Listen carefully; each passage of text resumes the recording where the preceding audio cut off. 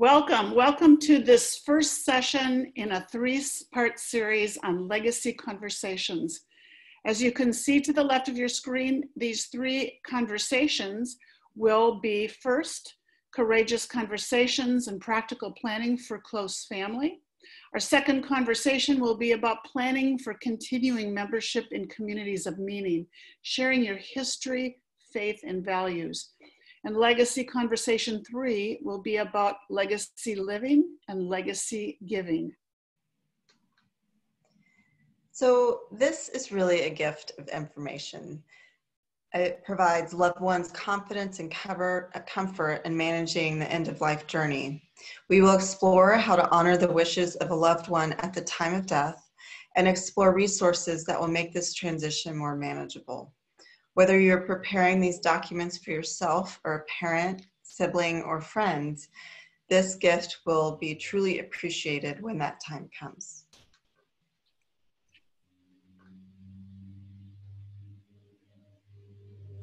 So this is session one. My name is Sarah Stout Miller, and even though my work is closely related to legacy planning, I've been wondering when I should start thinking about these things for myself. As a newish parent who hasn't done any of these things yet, I was excited about the opportunity to have these conversations with Lindy and help other church members think about legacy. So in addition to being a parent, I am also part of what's referred to as the sandwich generation, where I am also thinking about my mom and in-laws and hoping to foster healthy conversations about these things. So these conversations are really important and do require some courage. So Lindy, what brought you to these legacy conversations? Well, I was on staff at Wayzata Community Church as the Minister of Pastoral Care for 16 years. And we offered a series like this each and every year, and people would come and learn and get materials to start this work themselves. So I'm passionate about it. I'm glad to be sharing it. And this year we're intentionally trying to emphasize that this is intergenerational work.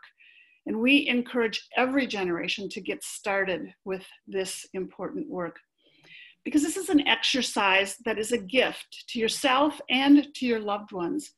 It's a life and death conversation, but mostly a conversation about living well for as many days or years as you'll be allotted, and then dying well with the acknowledgement that your legacy is in place and your final wishes will be acknowledged.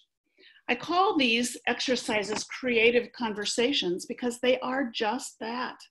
They require courage, talking about things that are hard to talk about, and that is courageous. And they are conversations because they are rarely one way. They're intended to be shared.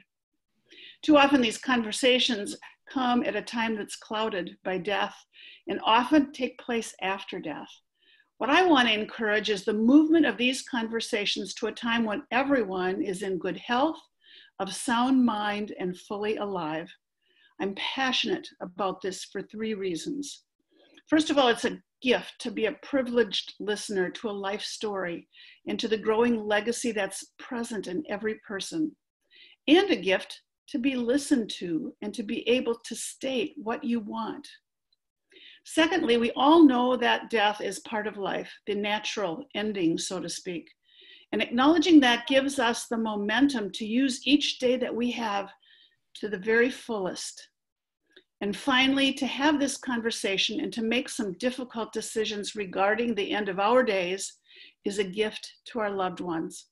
The underlying goal is to eliminate and minimize guilt, regret, or confusion at the time of death, so that there will be a joy-filled celebration of a life well lived. So when's the right time to start a conversation like this, or to update what you have on file? The simple answer is now. Now is the best time to get started with this, or to review what you've already done.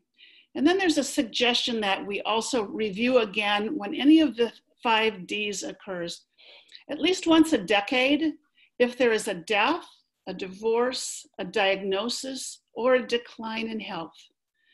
These are good times to take those documents back out and look at them again.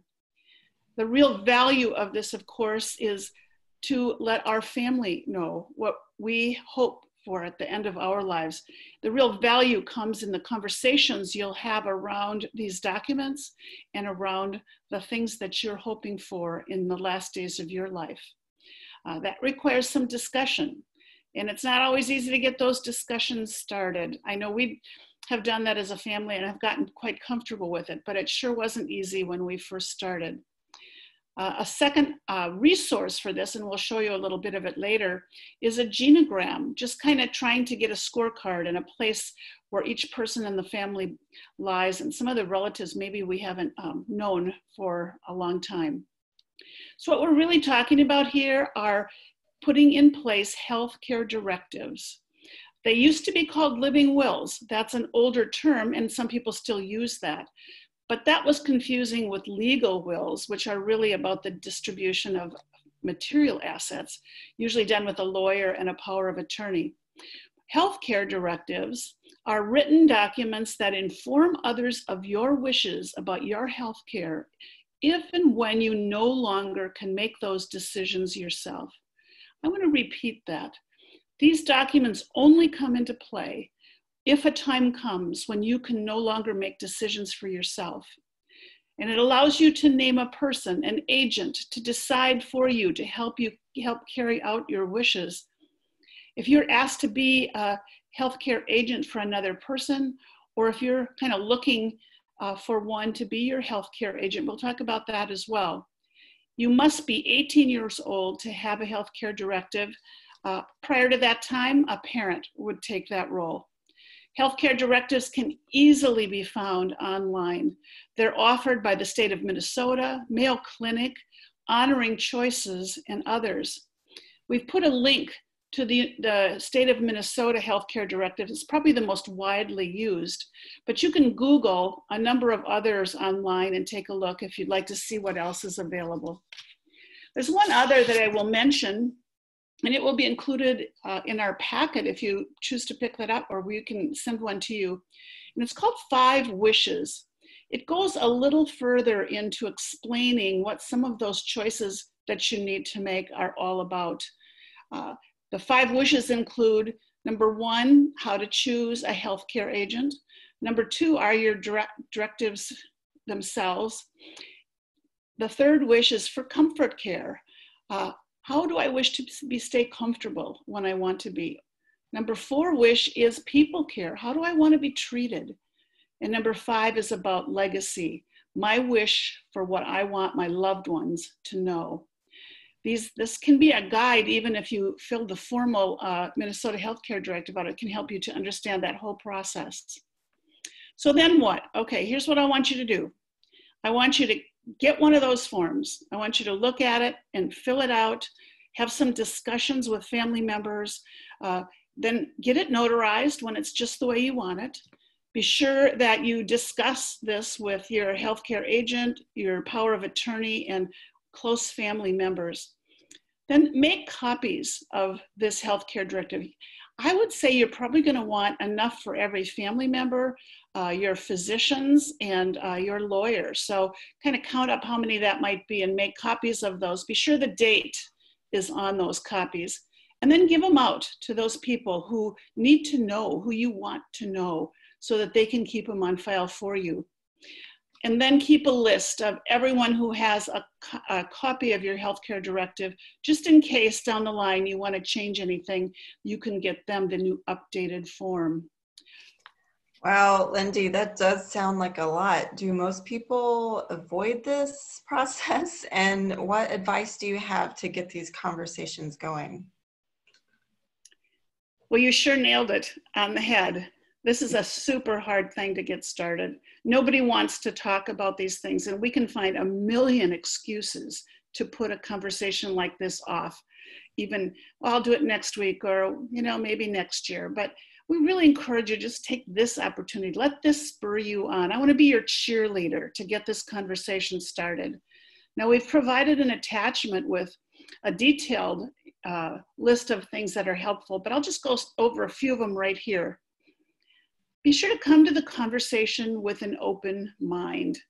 Before you get this all down on paper, let other people help you think about some of these choices. So do some listening as well as talking. Be open and direct. If you need one, and most people do, determine somebody in your circle that can be a facilitator.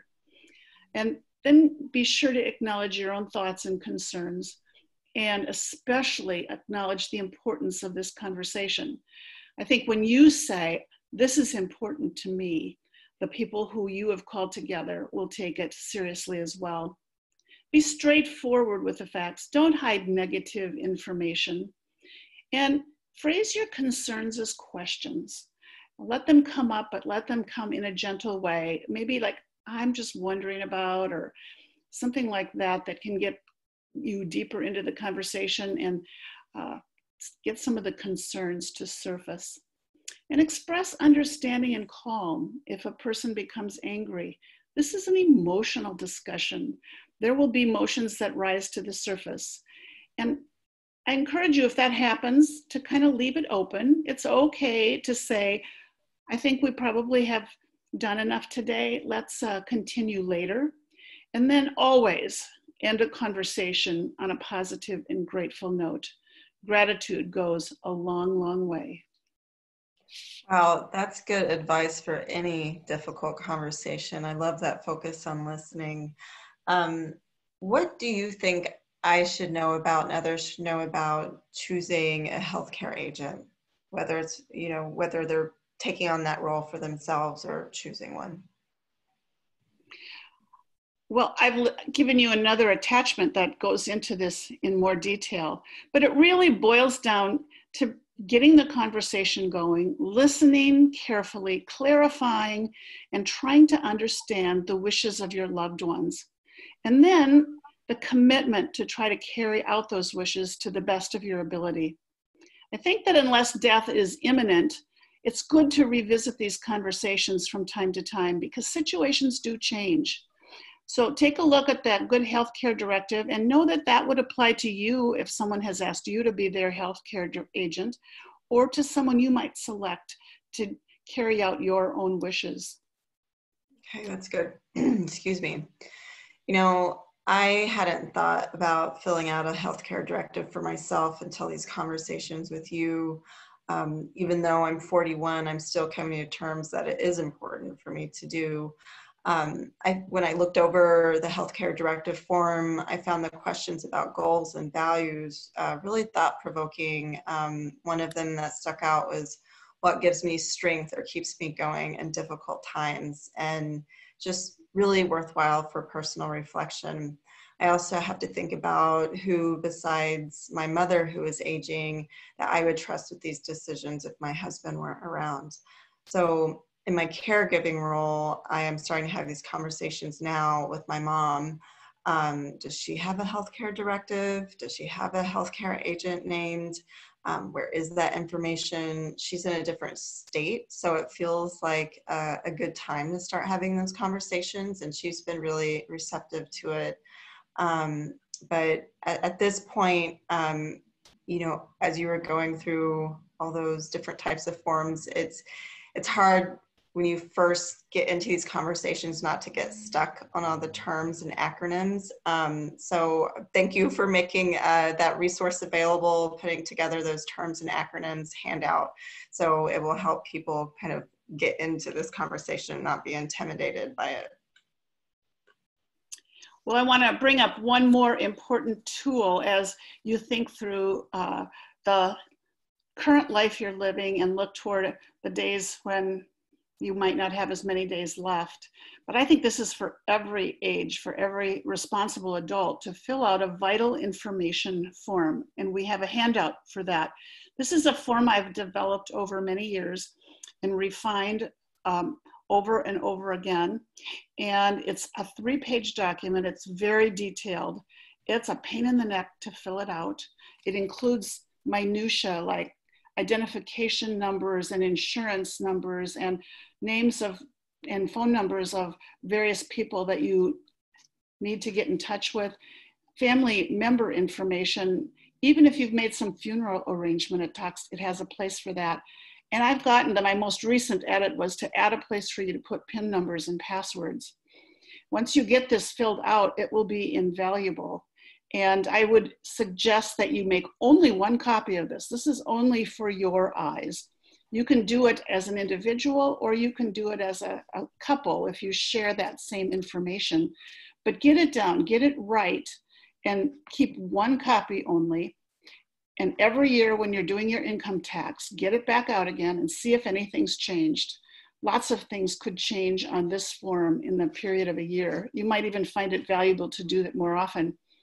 But don't share this document with anyone, but share with the important people, your agent and your power of attorney, where this document can be found. We keep ours in our safety deposit box, but we have told people where it is and told them how to get into our safety deposit box if the time is right and is needed, because the information on here will make everything so much easier when people are trying to unscramble and figure out not only your wishes, but where everything that they need to know can be found. So I've given you a lot of information, and there's a whole bunch more information that was attached. I want you to take a look at this little form that is up on the screen right now. This is a good one. I mentioned it earlier, but if you haven't done any extensive work on your family tree or ancestry, this is a simple way to see, just kind of have everybody see who is part of this family network. And it's pretty self-explanatory, and it's kind of fun to do. This one's easy. If you sit down with your family, like for a family meeting, and you try to fill in all the people you know back as far as you can go. And I think in the generations to come, it will be great for those who maybe didn't meet some of the people who are part of your family tree. So I'd encourage you to do this as a fun activity, even maybe as an introductory activity into getting into some of this harder work. So with all of this information, what do we want you to do? We want you to get a start, put a toe in the door, download some of the information that we've attached here. If you have trouble downloading it, we're putting together some packets at the church that will have all of the information that we have had as attachments for all 3 of our legacy conversations. And you can always come back to this video if you kind of want to go over it again and see what you can do. But most of all, we want you to just get started. We want you to think about it. We want you to maybe bring it up with your family members and say, hey, I'm going to try to get going on this. It's about time we do this together, and I want your help. And try one little thing. Get one thing done. And then pat yourself on the back a little. Good work. That took courage. And keep going with it as best you can. I think if you get a little bit going and get started, it'll feel like a big reward. So that's our encouragement. Get started. If you need help with anything, I'm available. My information is on the videos and also at the church. I sit with people sometimes just to help them get started with this so they know how to get going with their families. And so I would be available if you need any help. And also, we're going to encourage you to stay tuned. Come on board for conversation number 2, session number 2, and we're going to look at the softer side of our legacy gifts and talk about imaginative ideas that will help us create a legacy of meaning that will live beyond us and live with those we love. Again, thank you for being here. Look forward to seeing you at the next session. Bye-bye.